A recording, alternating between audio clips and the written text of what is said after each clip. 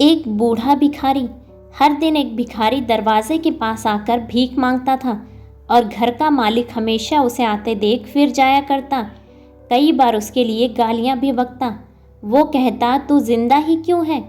पूरी जिंदगी ऐसे ही भीख मांगेगा क्या? धरती का बोझ क्यों बना बैठा है? और कभी कभी उस भिखारी को गुस्से में वह धक्का भी मार दिया करता। इतना कुछ हो जाने के बावजूद भिखारी के मुंह से सिर्फ यही निकलता, भगवान तुम्हारे पापों को माफ़ करें। एक बार सेठ को धंधे में बड़ा नुकसान हुआ। सेठ बहुत परेशान था। तभी उसके दरवाजे पर वही भिखारी आया। गुस्से में अपना आपा खोते हुए सेठ ने उस भिखारी को पत्थर दे मारा। पत्थर लगने के कारण भिखारी का सर फूट गया और उसके सर से खून बहने लगा। फिर भी दर्द से कराहते हुए भिखारी ने इतना ही कहा, भगवान तुम्हारे पापों को माफ़ करें। भिखारी वहाँ से चला गया। सेठ सोच में पड़ गया कि भिखारी को पत्थर मारा, फिर भी उसने सिर्फ प्रार्थना की। सेठ का गुस्सा शांत हुआ तो वह भिखारी का रहस्य जानने के लिए भिखारी का पीछा करने लगा। भिखारी जहाँ जहाँ जाता सेठ उसके पीछे पीछे जाता।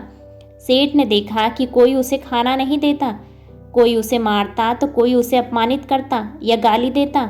लोग भिखारी के साथ चाहे जैसा व्यवहार करते, लेकिन भिखारी सबके लिए एक ही प्रार्थना करता, भगवान तुम्हारे पापों को माफ़ करें। अब रात होने को आई थी। भिखारी अपने घर जाने के लिए लौटा। वह अपने घर पहुंच गया, लेकिन सेठ अब भी उसका पीछा कर ही रहा था। एक पुरानी टूटी हुई खटिया पर एक बूढ़ी औरत लेटी हुई थी। काफ़ी कमज़ोर और बीमार लग रही थी। वह भिखारी की पत्नी थी। अपने पति को वापस आता देख वह खाट से उठ खड़ी हुई। पत्नी ने अपने पति के भीख वाले कटोरे में देखा, उसमें सिर्फ आधी बासी रोटी थी। उसे देखकर वह बोली, आज बस इतना ही मिला? और हाँ, आपके सिर से खून निकल रहा है, ये चोट कैसे लगी? बूढ़ा भिखारी बोला, आज बस इतना ही मिला। किसी ने कुछ नहीं दिया, सबने गालियाँ दी और एक ने पत्थर भी फेंका, इसलिए मेरा सर फट गया।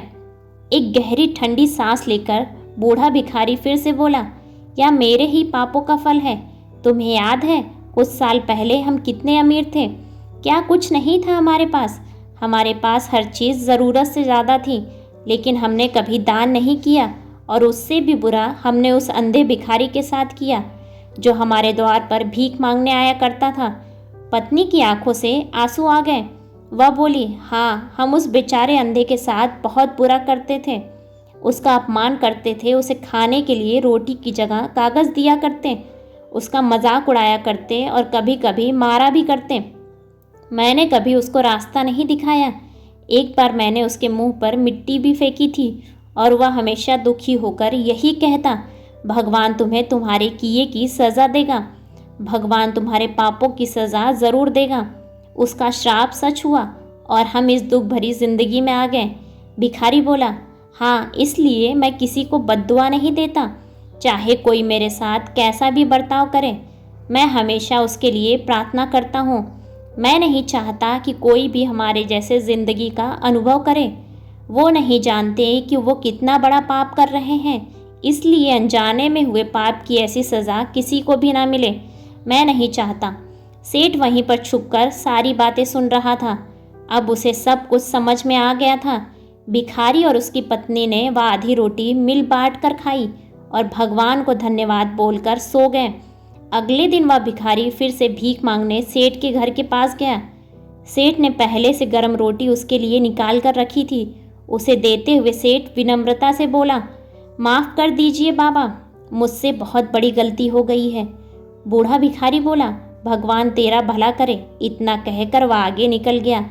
इस कहानी से जो सीख लेने लायक है कि आदमी चाहे किसी के साथ बुरा करे या भला, लेकिन भगवान सिर्फ कर्म के हिसाब से उसको फल देता है। क्या हुआ अगर भगवान नहीं दिखता है, लेकिन यह बात बिल्कुल सच है, उसके खाते में सबका हिसाब बहुत पक्का होता है। इसलिए जब किसी के लिए कुछ भी करो तो अच्छा ही करो।